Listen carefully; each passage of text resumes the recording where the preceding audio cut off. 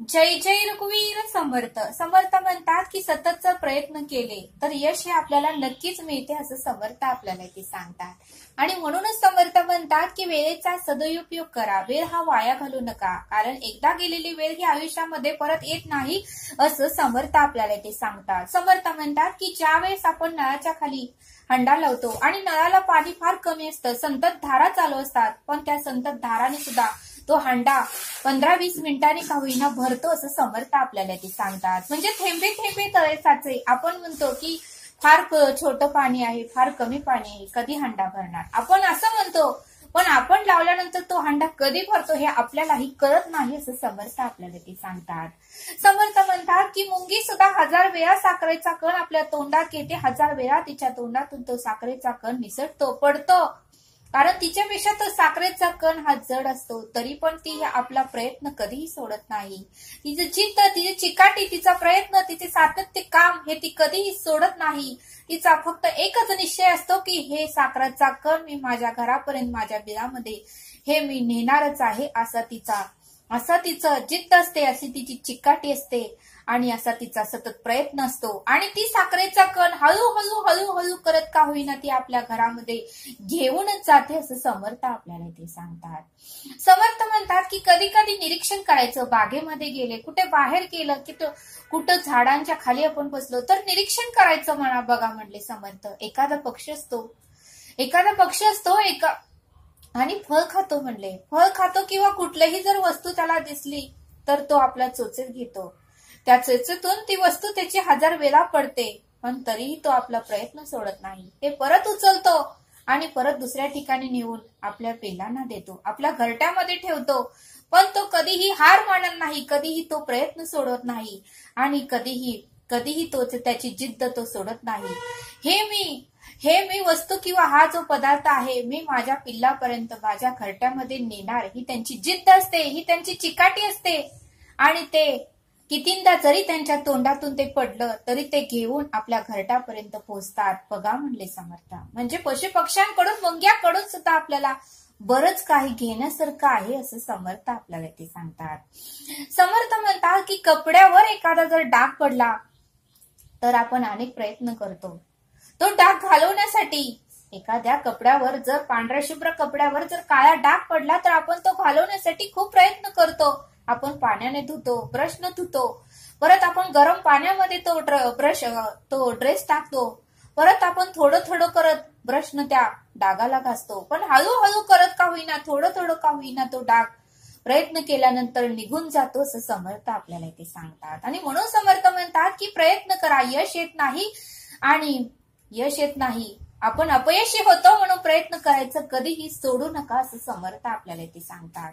जरी 4 वेळा पडलं तरी 5व्या वेळा उभारायचा प्रयत्न करा, 5व्या वेळा तुम्हाला कोणीही पाडू शकणार नाही असं समर्थ आपल्याला ते सांगतात. आणि म्हणून समर्थ म्हणतात की सतत जर एकाच गोष्टीचा ध्यास धरला, सतत जर आपण सातत्य ठेवलं तर यश हे आपल्याला नक्कीच मिळतं असं समर्थ आपल्याला ते सांगतात. पण जर आपण अपयश होऊन, निराश होऊन, निगेटिव्ह विचार करून जर आपण ते काम अर्धवट ठेवलं तर ते काम कधीही आयुष्यामध्ये पूर्ण होणार नाही असं समर्थ आपल्याला ते सांगतात. आणि म्हणून समर्थ म्हणतात की जेव्हा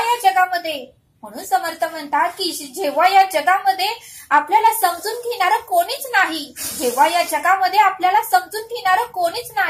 हे जेव्हा आपल्याला चांगलं जाणवतं, हे जेव्हा आपल्याला चांगलं कळतं, हे जेव्हा आपल्याला जाणवतं, तेव्हा आपण स्वतःच्या पायावर उभं राहण्याची तयारी करतो असं समर्थ आपल्याला ते सांगतात. आणि म्हणून समर्थ म्हणतात की जोपर्यंत शिक्षण चालू आहे तोपर्यंत माणूस ऍक्टिव्ह असतो, तोपर्यंत काहीतरी उत्तम करण्याचा त्याचा विचार सतत चालू असतो. पण जर आपण शिक्षण बंद केलं, काहीतरी शिकायचं बंद केलं तर आपली बुद्धी ही एक्सपायर झालीच म्हणून समजा असं समर्थ आपल्याला इथे सांगतात. आणि म्हणूनच समर्थ म्हणतात की मरोस्तपर्यंत माणसाने काम केलं पाहिजे, काहीतरी शिकलं पाहिजे आणि मरोस्तपर्यंत हा माणसाने काही ना काहीतरी शिकत राहिलंच पाहिजे असं समर्थ आपल्याला इथे सांगतात. जर आपण शिक्षण बंद केलं, काहीतरी शिकायचं बंद केलं तर बुद्धीवर हा गंज चढणारच आहे आणि बुद्धी ही एक्सपायर होणारच आहे आणि बुद्धीची चालना ही कमी होणारच आहे असं समर्थ आपल्याला इथे सांगतात.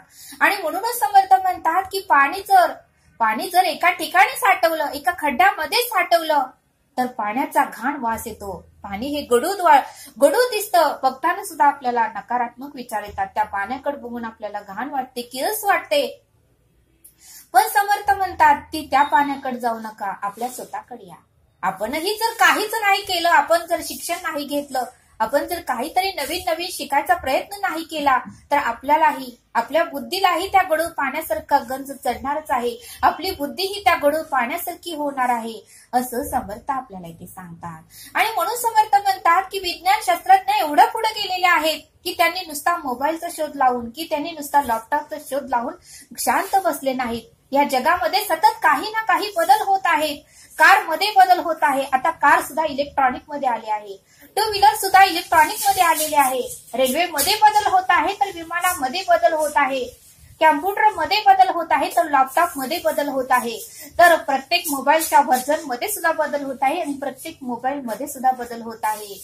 आणि समुद्राच्या जहाजामध्ये सुद्धा बदल होत आहे. म्हणजे विज्ञान नुसतं तेवढा शोध लावून गप्प बसत नाही तर पुढे अजून नवीन मी काय करू शकतोय, पुढे मी ह्याच्यामध्ये डेव्हलपमेंट काय करू शकतोय, पुढे मी कसं जाऊ शकतोय, याचा विज्ञान, याचं जग सतत प्रयत्न करत असतं. नुसतं एखादी वस्तूचा शोध लावून ते शास्त्रज्ञ किंवा विज्ञान गप्प बसत नाही असं समर्थ आपल्याला ते सांगतात. आणि म्हणून समर्थ म्हणतात की त्यांच्याकडून सुद्धा आपल्याला बरंच काही शिकण्यासारखं आहे, बरंच काही घेण्यासारखं आहे. पण आपण मात्र ते शिकत नाही, आपण मात्र चांगल्या गोष्टी घेत नाही असं समर्थ आपल्याला ते सांगतात. आणि म्हणून समर्थ म्हणतात की पैसा ज्याच्याकडे आहे, पैसा भरपूर ज्याच्याकडे आहे त्याच्याकडेच मनुष्याचं पाठबळ जास्त असतं. म्हणून समर्थ म्हणतात की पैसा ज्याच्याकडे जास्त असतो त्याच्याकडेच माणसंही जास्त असतात. म्हणून समर्थ म्हणतात की प्रत्येकाच्या घरामध्ये एकच समस्या असते, ती म्हणजे पैशाची. आर्थिकची समस्या प्रत्येकाच्या घरामध्ये असते. आणि म्हणून समर्थ म्हणतात की आपली आर्थिक बाजू ही आपण भक्कम केली पाहिजे. जसं समर्थ म्हणतात की एखादं युद्ध करायचं असेल तर युद्धाची अगोदर तयारी केली जाते. तसं समर्थ म्हणतात की आपलं आयुष्य, आपला संसार हे एक प्रकारचं युद्धच आहे. कधी कुठली वेळ येईल, कधी कुठला काळ येईल, कधी आयुष्यामध्ये कुठलं संकट येईल, कधी आयुष्यामध्ये कुठला प्रसंग येईल हे आपणही सांगू शकत नाही. त्यामुळे आपली आर्थिकची बाजू ही भक्कम पाहिजे की जेणेकरून त्या आर्थिकच्या बाजू भक्कम असली तर आपण प्रत्येक परिस्थितीलाही सामोरे जाऊ शकतो असं समर्थ आपल्याला ते सांगतात. पण आर्थिकची बाजू जर भक्कम नसेल तर मात्र आपण काहीही करू शकत नाही असं समर्थ आपल्याला ते सांगतात. आणि म्हणून समर्थ म्हणतात की जसे ऋतू बदलतात तसे आयुष्याचे चक्र ही बदलत असते. जसे ऋतू बदलतात तसे आयुष्याचे चक्र ही बदलत असते. नेहमी तेच दिवस राहत नसतात. कधी वाईट दिवसही येतात, कधी चांगलंही दिवस येतात, कधी सुखही येतं, कधी दुःखही येतं. जसे ऋतू बदलतात, कधी उन्हाळा असतो, कधी पावसाळा असतो, कधी हिवाळा असतो, तसं आयुष्यामध्येही हे चक्र मरेपर्यंत चालूच असतं असं समर्थ आपल्याला ते सांगतात. आणि म्हणून समर्थ म्हणतात की प्रत्येकाच्या घरामध्ये एकच समस्या असते, ती म्हणजे पैशाची. आर्थिकची समस्या असते, ती आर्थिकची समस्या, पैशाची समस्या. फायनान्स बाजू आपली बाजू मजबूत पाहिजे असं समर्थ आपल्याला ते सांगतात. कारण प्रत्येकाच्या घरामध्ये हॉस्पिटलचा खर्च आहे, मुलांचं ऍडमिशन घेण्याचा खर्च आहे, महिन्याची बिलं आहेत, कुणाला शुगरच्या गोळ्या चालू आहेत तर कुणाला बीपीच्या गोळ्या चालू आहेत. म्हणजे प्रत्येक महिन्याला काही ना काहीतरी खर्च प्रत्येकाच्या घरामध्ये आहे. आणि प्रत्येकाच्या घरामध्ये एकच समस्या आहे, आर्थिकची आणि पैशाची. तीच बाजू आपण वर्तमान काळामध्ये मजबूत केली पाहिजे. म्हणजे भविष्य काळ हा उत्तमच आहे असं समर्थ आपल्याला इथे सांगतात. म्हणून समर्थ म्हणतात की वर्तमान काळ उत्तमाचा ठेवा, वर्तमान काळात तरतूद करा व भविष्याची चिंता करायची काहीही गरज पडत नाही असं समर्थ आपल्याला इथे सांगतात. आणि म्हणून समर्थ म्हणतात की शेतकरी ज्यावेळेस गहू संपतं, ज्वारी संपते, अगोदर साठा असतानाच ते गव्हाची पेरणी करतात, ज्वारीची पेरणी करतात आणि मग त्यांना भविष्यामध्ये उत्तम असं पीक मिळतं. म्हणून समर्थ म्हणतात की म्हातार व्हायच्या अगोदरच तरुणपणीच आपण म्हातारपणाची जोडणी ही तरुणपणामध्येच केली पाहिजे असं समर्थ आपल्याला इथे सांगतात. आणि म्हणून समर्थ म्हणतात की सतत प्रयत्न केले की यश आपल्याला नक्कीच मिळते असं समर्थांनी आपल्याला इथे सांगितलं. समर्थ आपल्याला एक बोध सांगतात. समर्थ म्हणतात की समुद्रातून जहाजातून बरेच लोक प्रवास करत होते. त्या जहाजामध्ये सुशिक्षित आणि उत्तम असे इंजिनियर ही त्या जहाजामधून प्रवास करत होते. ती जहाज परदेशाला चालली होती. परदेशाला जात असताना मधोमध समुद्राच्या बरोबर गेल्यानंतर ती जहाज बंद पडली. त्यावेळेस त्या ज्या जहाजामध्ये जे काही प्रवासी प्रवास करत होते त्यांना खूप भीती वाटली की आता आपला अंतिम दिवस जवळ आलेला आहे, हा आपल्या आयुष्यातला शेवटचा दिवस आहे. कारण ही जहाज आता बंद पडली आहे, समुद्राच्या बरोबर मधोमध आहे आणि आता आपण काहीही करू शकत नाही.